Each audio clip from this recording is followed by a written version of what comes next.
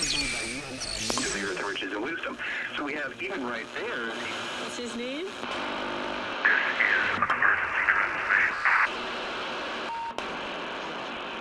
This is an emergency transmission from FEMA Region 6 in occupied North America.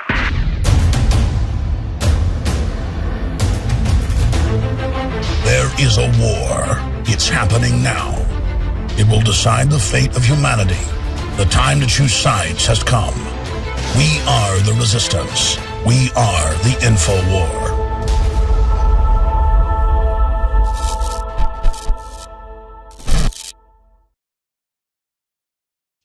And boy, do we have some very informative guests joining us today. We've got Art Aceveda, the Austin police chief. Has been set up for 2 weeks to come on today. He's in the middle of international controversy in foreign newspapers, national papers, you name it, for saying, hey, at least Austin police don't rape and shoot and torture people, which actually is a statement I've made that as bad as some of the Austin police are, they're better than most cities I've been to. He said that in an off-the-cuff remark, and I've actually said that to him in studio before, and now it's a big deal. But the reason I've got him coming on is to talk about the federalization of law enforcement, where he stands on the Second Amendment, and more. Mike Adams is going to be popping in on his article from naturalnews.com that's up on Infowars.com. Google robots, Kurzweil's AI, and why self-aware machines will inevitably seek to destroy humanity. He's going to be popping in. And Chris Driscoll, the gentleman who was wearing a pro-Second Amendment shirt and got thrown out of a voting booth, that story made national news. We broke it last week. That is coming up as well. By the way, he reached out to us, and we're excited about it. Tucker Carlson of the Daily Caller and Fox News is going to be in studio in the first hour Friday. That's the only hour he can do it, but he'll be in studio with us for a lively discussion and debate about the future of libertarianism, Republican Party, and more. So I think it'll be a friendly discussion, but / debate with Tucker Carlson coming up in studio Friday when he's here in Austin, where we broadcast from, obviously. So that's coming up. And we have some really special guests tomorrow. Tomorrow we have the retired state police officer from Connecticut who's been investigating Sandy Hook and being threatened and harassed. And clearly Sandy Hook is staged. We don't know exactly what happened. I want to be clear. It's kind of like if the cops know you're lying about something and they know your story doesn't fit and they know you're involved somehow and they know your official story isn't true, they still don't know what exactly went on. You understand? But we're going to be talking to school shooting expert, threatened over Sandy Hook investigation, was told to back off if bad things are going to happen to him. Wolfgang Halbig is going to be joining us tomorrow for a full hour to be talking about what's happening with that situation. I believe they killed real kids. We know they were having a drill. We know they had actors that came out and put out the official story and got caught acting. And we've got footage of the known CIA operative, Anderson Cooper, with a green screen, blue screen, with his nose disappearing.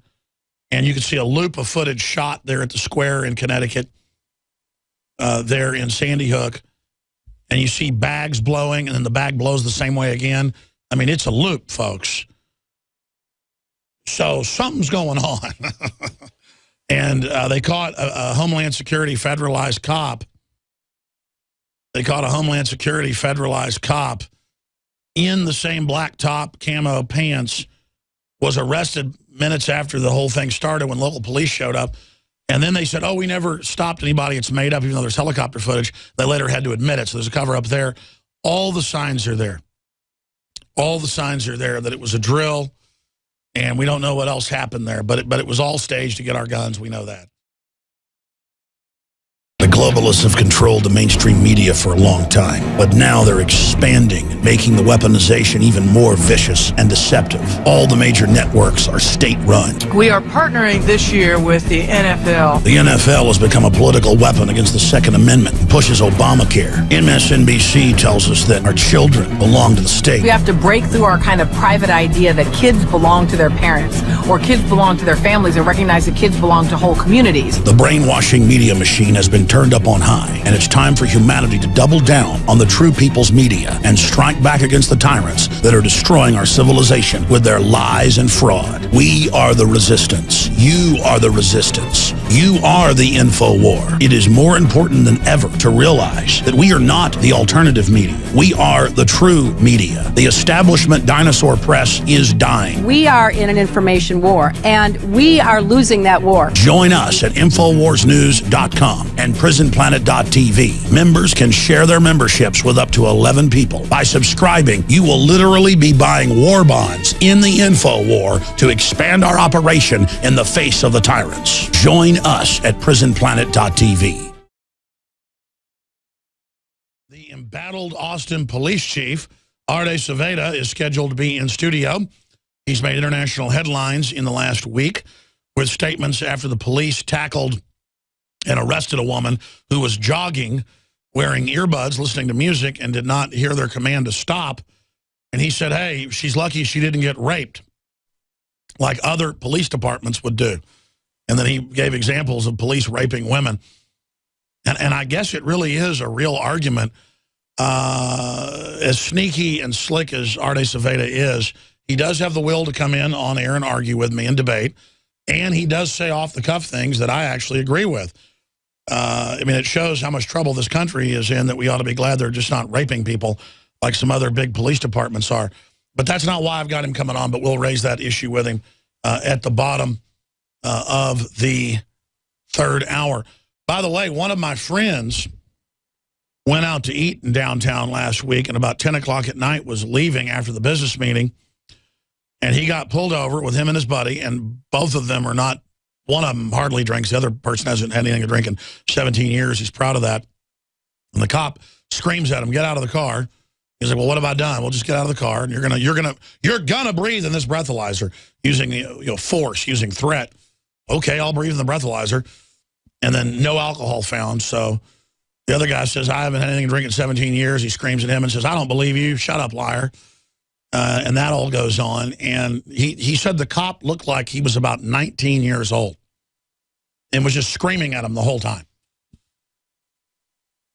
And I just don't know if I can handle this anymore.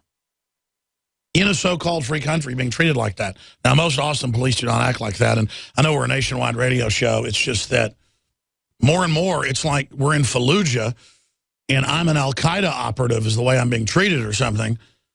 Like I'm a terrorist, and I've just quite frankly had enough of it. But that's coming up. We're going to have open phones, obviously, today and cover a ton of news. Rand Paul is the GOP's early presidential frontrunner.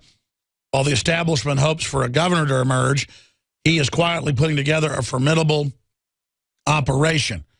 Rand Paul and then, of course, Ted Cruz are libertarian conservatives and are the guys that helped beat the gun grab in the Senate. People could say, oh, they're not perfect on this or that. They're light years better than Hillary Clinton. They're light years better than Chucky Schumer. They're light years better than Harry Reid and Barack Obama. And they have ideas that will help get this country back on track. And it shows how awake this country is that just 3 years ago, Rand Paul was seen as a radical and as a long shot, and the Republican establishment lined up to try to beat him in the primaries in Kentucky. And the Democrats lined up against him, big business lined up against him, but it failed. And it's an example of how libertarian constitutionalists can take over the Republican Party. Now, just 2 months ago, Ted Cruz was the front runner in polls and with money to be able to run for president. But Rand Paul started getting more hardcore and saying, why is Bill Clinton raising money when he's a known serial rapist, sexual predator? Why is the system and feminists not going after this guy? And Rand Paul is back in the news today in CBS News. Rand Paul, Democrats should be embarrassed to be seen with Bill Clinton. Exactly. He's calling out the shame of these people. And that's how you win, is calling the other side out on Benghazi, on Fast and Furious, on Salandra, on shutting down our power plants, on Obama acting like a dictator, on Obamacare. But you don't see any of the Republican blue bloods doing any of this, do you? Zero. All you see them doing is running around like Tasmanian devils with their heads cut off, chickens with their heads cut off, trying to beat the Tea Party. Because the globalists have already conquered this nation. They've already conquered us through fraud, illegitimately. And so now they've just got to have the illusion of choice between Republican and Democrat. But if the Tea Party comes in and takes over, well, then there's actually a second party in this country, and there's choice, and people will realize there's hope, and they will get behind good candidates, and then the process can be reversed. We can start going back on the path of prosperity. Because I don't care how much power the globalists have. Once they've been identified, once they've been exposed as scamsters and fraudsters and basically kleptocrats, it's game over. And we have the tools right now, ladies and gentlemen, to absolutely bring this corrupt oligarchy down. But we have to get aggressive if we've got any hope of ever doing that. Okay, let's get into some of the news here. I just mentioned this. IRS warns Obamacare tax must be paid with tax return. Agency employs Orwellian term shared responsibility payment to describe Obamacare individual tax mandate. And they go on the IRS website to say that you will be made to pay it and to report on yourself in your tax return, and that they're going to come for your money. The term shared tax responsibility payment refers to Obamacare individual mandate tax, one of at least 7 tax hikes in the Obamacare law that directly hit families making less than $250,000 per year. And, of course, they're talking about garnishing wages, not sending tax refunds, and grabbing money out of bank accounts. The IRS goes on to say if you've not paid the $5,000 fine or gotten the so-called health care, you may owe a shared responsibility payment when you file in 2015. Did you hear that? They're going to call it the shared responsibility payment, and the IRS is going to collect. It's like when they hired 17,000 new IRS agents in the bill. They went, no, we're not going to tax you. The IRS isn't going to take that money. I mean, it's in the bill, and it's a law, but we're not going to. Now let the bill pass. Yeah, shut up, racist. Everybody knows they're not going to tax this liar. Well, it's in the bill. You need to shut up, teabagger. And now we see it all unfolding from the IRS's own website. And meanwhile, Obama is running around going, oh, I'm going to waive it for a year. I'm going to, only for big corporations, not for individuals. I mean, it is a giant screw job, ladies and gentlemen. And they're getting away with it, so why not? Next, they're going to take your bank accounts, your 401ks, your IRAs, and take a large percentage of it, nationalizing it. That's all being announced, already being done in Europe. Bail-ins, they're going to take large slices of your bank account money and threaten that the stock market's going to tank if you don't. That's how they hold you hostage. It's the same program over and over and over again. And they're placing more and more capital controls on cash and other systems. Here's a Washington Post article. Obama administration health law's new rules will increase costs for most small businesses. Yes, it'll make people cut hours and lay folks off. But hey, you can always go on welfare. And Breitbart reports perpetual amnesty. Minors illegally crossing Texas border on the rise because their parents can then be brought in under the new amnesty law that Obama is implementing by fiat. So that's just some of the news on that front. Continuing here today, gold rises to 17-week high on signs of U.S. economy sputters. Well, it's on the weakening dollar. That's why they artificially keep gold down. That even came out in the Financial Times of London 2 days ago in a big report that they then pulled today, 2 days later. Didn't retract it, didn't say it was wrong, just deep-sixed it. Zero Hedge is reporting on that right now, and that's also up on Infowars.com. Continuing here, gold futures climbed to the highest in almost 17 weeks on speculation that a sputtering U.S. economy will boost demand for the metal as an alternative investment. U.S. consumer confidence fell more than forecast in February from January.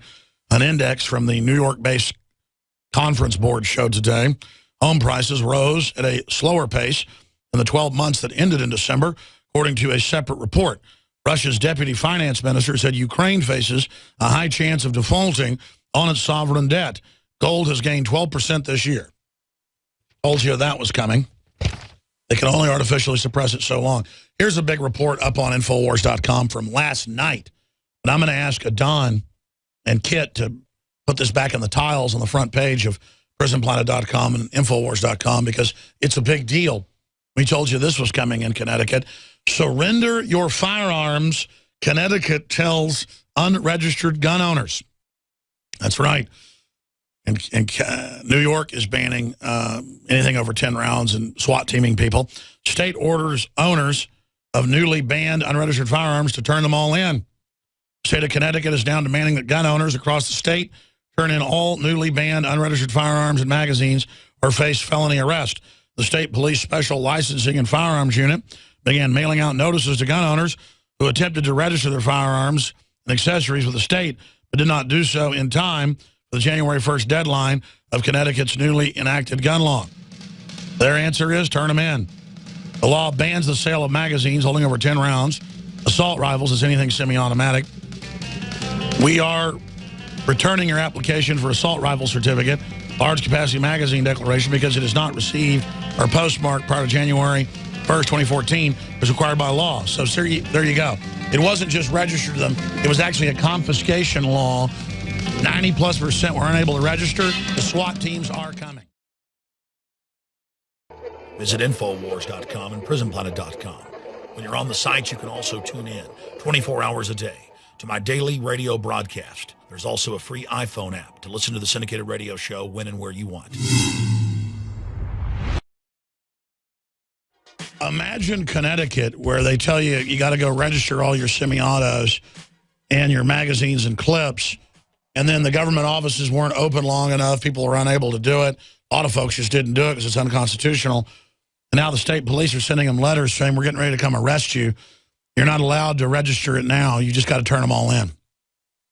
Law-abiding citizens. This is an illegitimate government. More and more. And we're not saying the average person that works for the system is a bad person. We don't want to be your enemy. But you've got to stop following these unconstitutional orders. The American people have got to stop following it. You've got election fraud. You've got all sorts of criminality going on. You've got illegals allowed to vote all over the country and being given driver's license while citizens are harassed. I mean, it's unprecedented how you're penalized if you try to work in the system and do what you're told in this country. And it's getting worse and worse by the day. Now, speaking of things being rigged, it came out with LIBOR internationally. They're rigging interest rates. A few years ago, even Rolling Stone had a cover story about everything is rigged was the headline. All the major IRAs, all the major stocks, all the major derivative funds. It's rigged, folks, for insiders to be able to take over. There's the headline. Everything is rigged, the biggest price-fixing scandal ever. And that means that select insiders get to take over all the markets, not because of productivity, not because of quality, not because of competition, but because their combine is in control. This is what the right wing won't explain to you. They say all corporations are perfect and are good. The left says all corporations are bad, only government is good. When it's a fascist model, a corporatist model on top, a fascist model on top with socialism on the bottom as a tool of domestication and control. This is the type of issue we're talking about here. And it's not my opinion that we've had world currency devaluations, especially in the dollar in the last 30 years. I mean, when I started promoting gold in 1996, it was $300 an ounce or less. It peaked almost at $2,000. I didn't sell one piece of gold or silver I bought. Silver went up to 50, went back down to 20. I didn't sell a single piece of it. Because I fundamentally know that they're devaluing paper across the board all sorts of financial instruments in a bubble.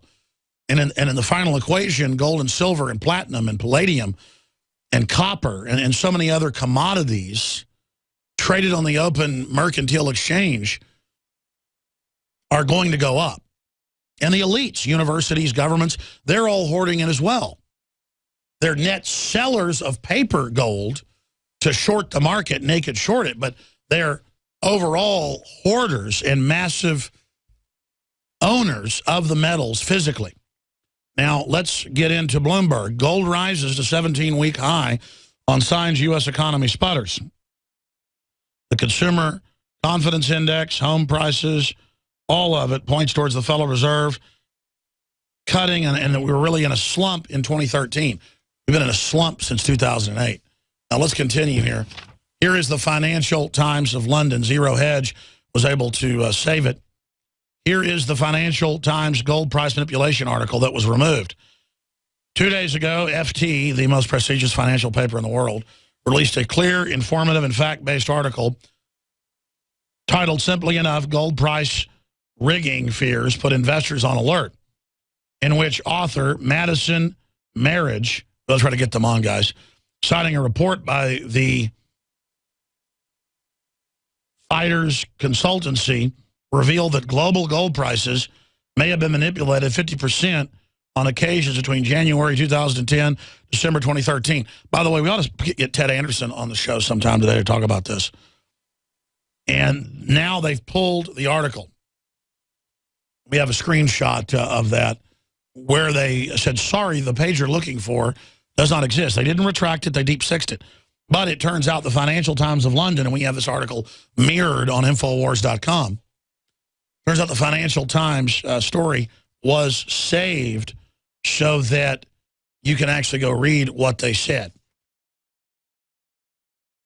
You are watching the best of the Alex Jones Show, weekdays from 11 a.m. to 2 p.m. Central. Watch live at Infowars.com/show or become a member of InfoWarsNews.com and help us take resistance to the next level.